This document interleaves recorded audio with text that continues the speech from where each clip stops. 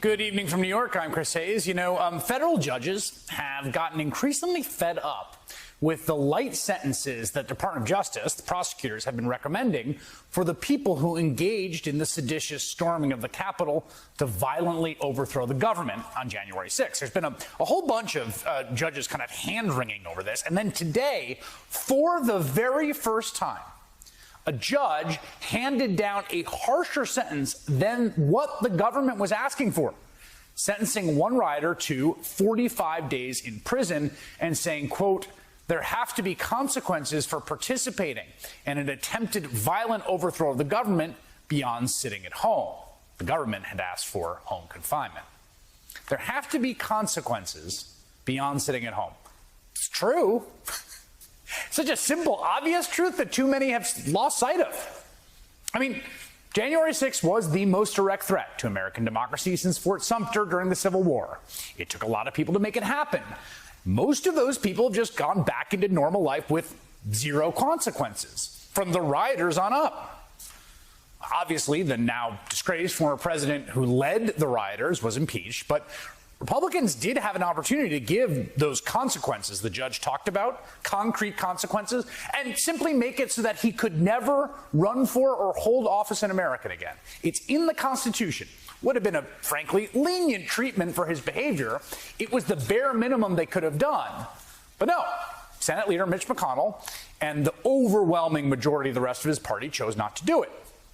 And so that man is likely going to take another run at it.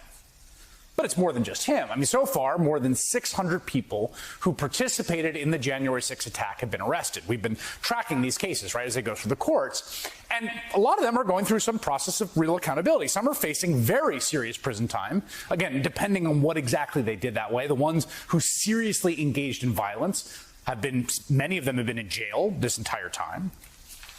But the political structure that stoked this attack really has escaped any real consequences. Here's one example. Former Trump advisor Steve Bannon. He was, you'll recall, facing very serious federal charges for defrauding Trump supporters, and then was pardoned by Trump at the last possible second, get out of jail free card.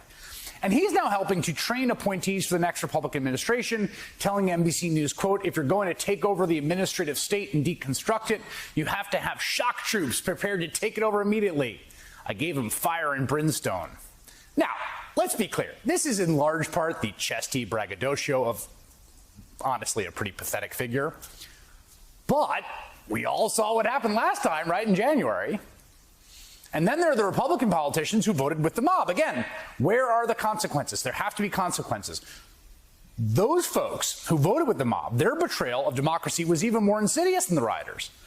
Because while the people attacking the Capitol were violent and destructive, once they were cleared, every member of Congress sworn to uphold the Constitution went back in there, having seen what the mob wanted and what they were willing to do to get it.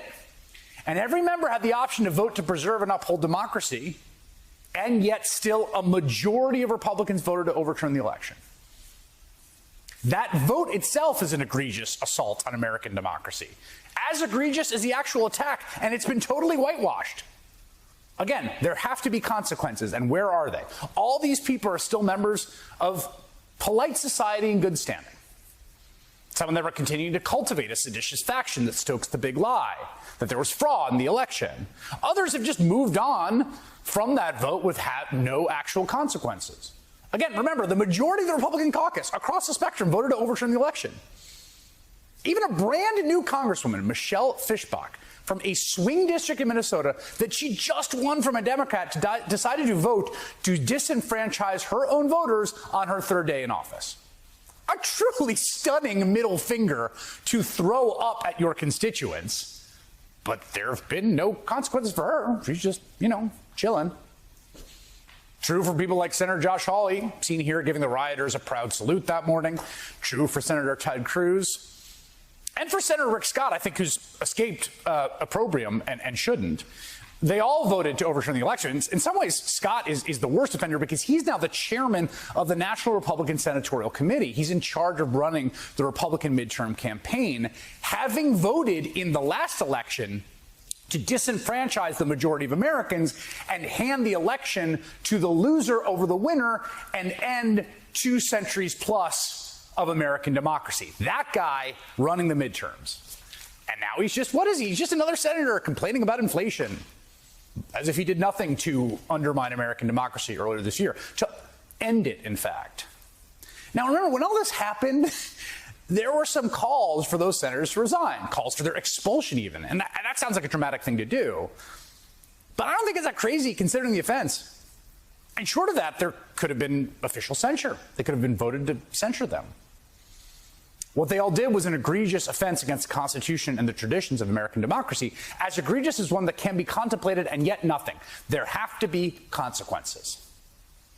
And then there's all the people who were part of Trump's orbit, who brought us to the precipice, who again are just out in the world doing things like working for right-wing think tanks or trying to launch a media career, like, for instance, former White House communications director Alyssa Farah.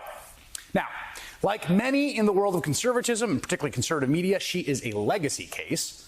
Her daddy is the founder of the right-wing conspiracy website WorldNet Daily, jokingly referred to back in the day as World Nut Daily.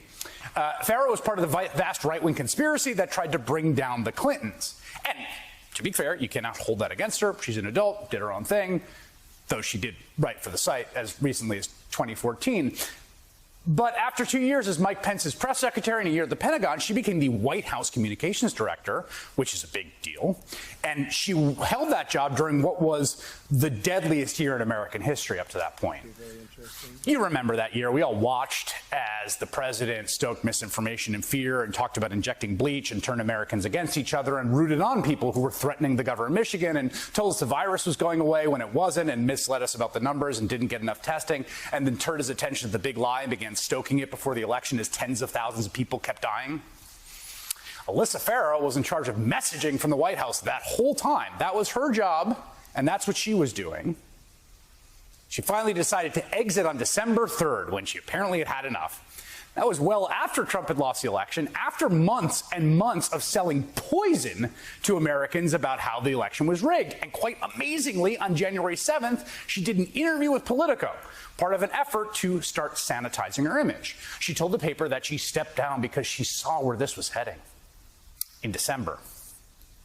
In the interview, she also aligned herself with Senator Cruz's questioning the results, saying, quote, "I actually subscribe to the Ted Cruz school of thought on this. His position is fundamentally that 74 million people voted for the president and as many as 50% of them believe the election was rigged.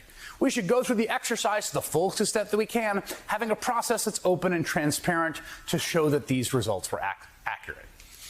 That's basically the laundered version of the big lie. That's like the big lie light. Oh, now here she is today on ABC's The View, clearly trying to make her run at being a conservative talking head. Now, to their credit, the show's hosts asked her skeptical questions and pressed her. But ultimately, her message was, Trump was bad, but I still would agree with him on a lot of things. I'm here to give you a fresh-faced vision of Trumpism with a slightly lower percentage of sedition. You know who this person is. Yeah. He's the person that is grab him by the you-know-what. Well, and you're working for him. I didn't have any illusions about who the president was. I will say this. I believed strongly in his economic agenda. I believed in his national security agenda. My background is national defense. I believe now under Biden, we're seeing the challenges of not having a strong national defense. What on earth are you talking about? Tens of thousands of Americans died in the plague while you were doing what in the White House exactly? And the president was telling us to inject bleach. Farah is very careful to try to market herself to both sides of the political spectrum. That's because the insurrectionist faction in the Republican Party, they're actively plotting to run a repeat of their election challenges. They face no accountability or sanction as a political movement, and they are dependent in some ways on the social norms being such that everyone pretends to forget or actually forgets what it is they did. So there she is, trying to sort of softly whitewash what happened, trying to separate herself from Donald Trump, even though she spent 3.5 years working for him. She quit December 3rd.